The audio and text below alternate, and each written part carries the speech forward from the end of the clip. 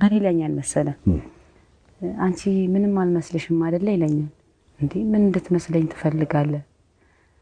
በቃ የሆነ ዝም ብለሽ ነው አይደል እንትን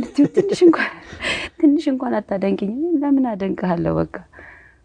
ተዘፍናለህ በቃ ድሮም አውቃለሁ የተለየ ነገር የለም እኔ ጋለዋለሁ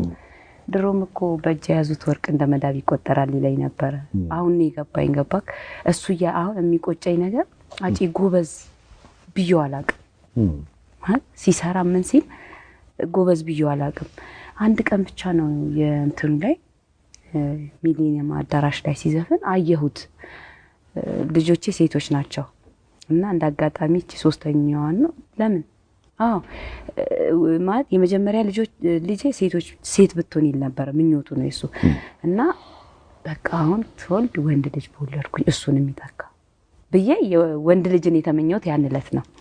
መድረክ ላይ አየሁትና ግርማ ሞገሱ ምናምን በቃ ገረመኝ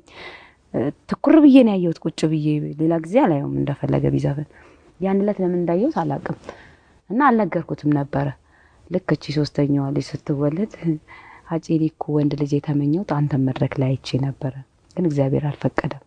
ሶስቱም ሴቶች ሆነዋል ግን ታይባክሽ ሴቶች ራስ ከወንዶች ይበልጣሉ አለኝ ዋና ጤነኛ ልጅ ይስጠኝ